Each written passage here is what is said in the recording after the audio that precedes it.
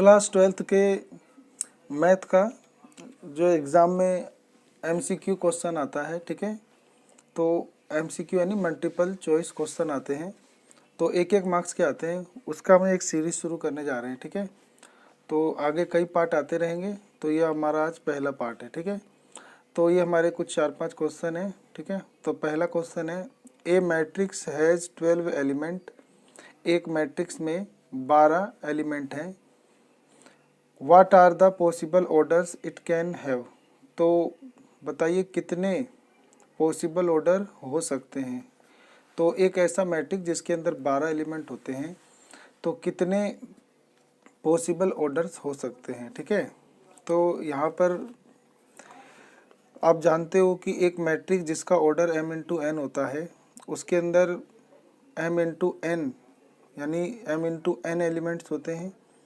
यानी एक ऐसा मैट्रिक्स, ठीक है, एक ऐसा मैट्रिक्स जिसके अंदर मतलब जितने रो जितने होते हैं उसे m से डिनोट करते हैं, जितने कॉलम होते हैं उसे n से डिनोट करते हैं, और इनको गुना करते हैं। तो ये इसको तो ऑर्डर पेयर कहते हैं, और इसको गुना करेंगे ना तो m इंटू एन जो भी आंसर आएगा वो आपका होता है total number of element in A matrix, कि एक मैट्रिक्स में टोटल इतने एलिमेंट हैं।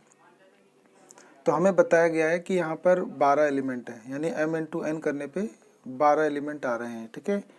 तो कौन कौन से मतलब नेचुरल नंबर लें कि इनको मल्टीप्लाई करने पे 12 आए, ठीक है। तो एक हो सकता है, एक के साथ 12, तो 12 एकम 12 बन जाएगा, ठीक है। तो एक ऑर्डर पेयर तो एक और 12 बन जाएगा, ठीक है। तो ऐसी और कौन कौन से मतलब ऑर्डर पेयर बनेंगे, 1 और 12 बन गया तो इसका उल्टा ही बन सकता है 12 1। ऐसे ही 2 6 बन जाएगा तो इसका उल्टा 6 2 बन जाएगा। ऐसे ही 3 चौक 12 होता है और 4 तिया 12 होता है, तो 3 4 और 4 3 हो जाएगा। तो ऑल पॉसिबल, ठीक है, ऑल पॉसिबल ऑर्डर्स। तो ऑल पॉसिबल ऑर्डर्स क्या हो सकते हैं, 6 हो सकते हैं, 1 2 3 4 5 6। तो ये हमारा आंसर हो गया, ठीक है। अगला क्वेश्चन है हमारा, डिफ्रेंशिएट करना है यानी डेरिवेटिव करना है। साइन ब्रैकेट में लिखा है 2x स्क्वायर का मतलब डेरिवेटिव करना है, डिफ्रेंशिएट करना है विद रिस्पेक्ट टू x, ठीक है। तो x के रिस्पेक्ट में हमें मतलब डेरिवेटिव निकालना है। तो हमारे को मान लो कि कोई फंक्शन दे रखा है, लेट कर लो कोई फंक्शन दे रखा है आपको, तो इसको दे रखा है साइन ब्रैकेट 2x का स्क्वायर दे रखा है, ठीक है। अब आपको इसका डेरिवेटिव करना है, तो इसको लिख देते हैं f'(x), ठीक है। तो इसका डेरिवेटिव करोगे तो साइन x का डेरिवेटिव करेंगे तो साइन x का डेरिवेटिव होता है cos x, ठीक है। अब चेन रूल से अगर ये x होता तो सिर्फ साइन x का डेरिवेटिव cos x आता, लेकिन ये x नहीं है, ये भी एक फंक्शन है। तो अब इसका चेन रूल से अब इसका भी डेरिवेटिव करना पड़ेगा। तो इसका भी डेरिवेटिव करेंगे 2x स्क्वायर का चेन रूल से, तो आ जाएगा कोस ब्रैकेट 2x स्क्वायर, और इसका डेरिवेटिव करेंगे तो 2 कांस्टेंट है, 2 का डेरिवेटिव नहीं लेंगे, सिर्फ x स्क्वायर का डेरिवेटिव लेंगे, तो वो आ जाएगा आपका 2x। मल्टीप्लाई होगा 2 दूनी 4x, और ये हो जाएगा मल्टीप्लाई 2 दूनी 4x, 4x आगे लिख देंगे और ये पीछे। तो ये आपका आंसर बन गया, ठीक है।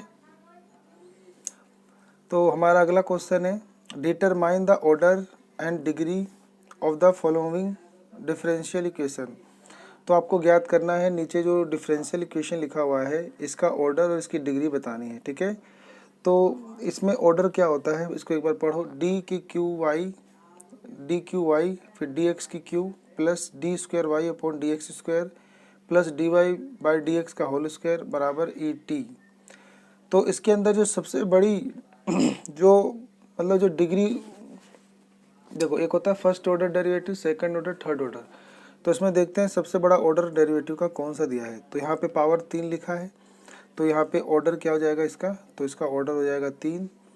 और इसी इसमें देखो ये तो फर्स्ट ऑर्डर डेरिवेटिव है, ये सेकंड ऑर्डर डेरिवेटिव है, ये थर्ड ऑर्डर डेरिवेटिव है। तो सबसे बड़ा ऑर्डर थर्ड है, तो इसीलिए इस डिफरेंशियल इक्वेशन का ऑर्डर थर्ड हुआ, ठीक है। और इसी की जो पावर होगी वो डिग्री कहलाएगी। सबसे बड़े ऑर्डर की सबसे हाईएस्ट ऑर्डर डेरिवेटिव की पावर ही उसकी डिग्री होती है, ठीक है, या एक्सपोनेंट उसकी डिग्री होती है। तो इसकी पावर कुछ नहीं है, तो डिग्री माना जाएगा 1, ठीक है। तो डिग्री 1 माना जाएगा, ठीक है। अगला क्वेश्चन है हमारा, तो अगला क्वेश्चन है हमारा, right the Cartesian equation of line आपको कार्टेशियन इक्वेशन लिखना है एक लाइन का, पासिंग थ्रू अ पॉइंट, जो इस पॉइंट से होके जाती हो, N has direction ratio proportional to 1 1 -2, और जो डायरेक्शन रेशियो हो वो उसका इतना हो, ठीक है। तो डायरेक्शन रेशियो जो हो वो इतने के प्रोपोर्शनल हो, तो आपको डायरेक्शन रेशियो मिल ही गया, पॉइंट आपको मिल ही गया। तो आप Cartesian equation of a line जानते ही होंगे। तो यहाँ पे लिख देंगे कि द कार्टेशियन फॉर्म या इक्वेशन ऑफ अ लाइन। तो एक लाइन की कार्टेशियन इक्वेशन क्या होती है, वो होती है x माइनस x1 बटे a, y minus y1 upon b और z minus z1 upon c। यहाँ पर x1 y1 z1 पॉइंट है और a b c जो है वो डायरेक्शन को साइन है, ठीक है। तो बस यहाँ पर आप पुट कर दोगे, तो पुट कर दोगे x1 की जगह ये वाला पॉइंट 1, फिर y1 इसकी जगह -1 और z1 की जगह ये रख दोगे 0, और फिर direction ratio A B C की जगह रख दोगे 1 1 -2, तो 1 1 -2, ठीक है। तो बस यहाँ पे पुट करना है, आपका आंसर आ जाएगा। तो रख देंगे x माइनस x1, तो यानी वो x माइनस सॉरी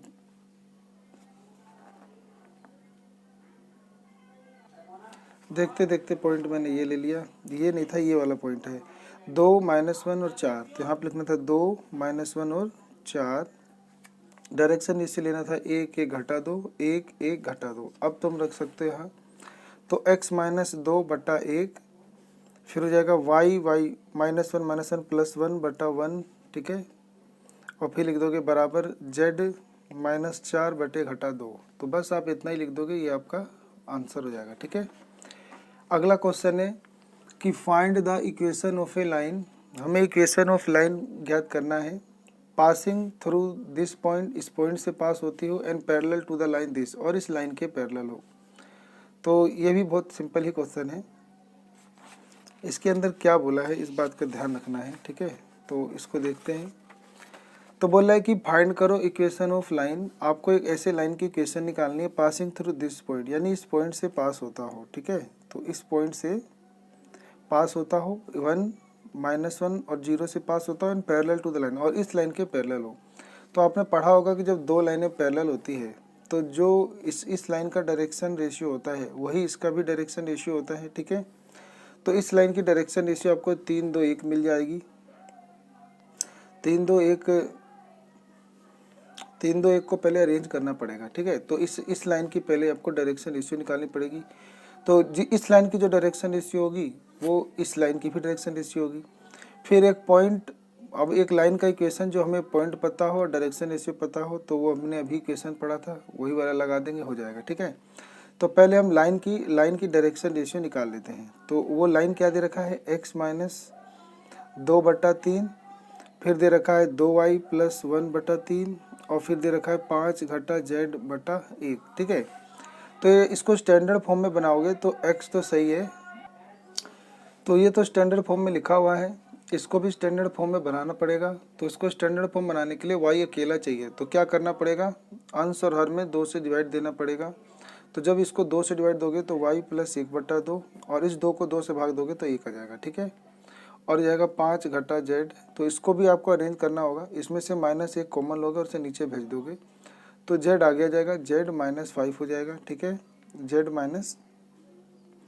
-5 हो जाएगा, और ये बटे में जाएगा -1। तो इस प्रकार से आपका स्टैंडर्ड फॉर्म बन गया। और इसकी डायरेक्शन रेशियो ऑफ लाइन, तो लाइन की डायरेक्शन रेशियो हो जाएगी आपका 3 1 और घटा 1 हो जाएगी, ठीक है। और हमें पॉइंट भी पता है कि किस पॉइंट से ये लाइन होके जा रहा है, ये पॉइंट जा रहा है 1 घटा 1 और 0 से होके जा रहा है, ठीक है, 1 घटा 1 और 0 से होके जा रहा है। तो अब आपका बन जाएगा इक्वेशन, ठीक है। तो equation of line passing through this point and it has direction ratio this, तो वो आपका बन जाएगा x माइनस x1, यानी ये पॉइंट हो जाएगा 1 डिवाइड में हो जाएगा डायरेक्शन रेशियो 3, फिर ऐसे हो जाएगा y प्लस 1 बटे 1, और फिर हो जाएगा आपका z घटा 0 बटा -1, ठीक है। तो पॉइंट की जगह x1 y1 z1 की जगह ये आ गया 1 घटा 1 0, और यहाँ पर आ जाएगा ABC की, ये ABC है, ABC की जगह 3 1 घटा 3, तो ये आपका आंसर आ जाएगा। ठीक है।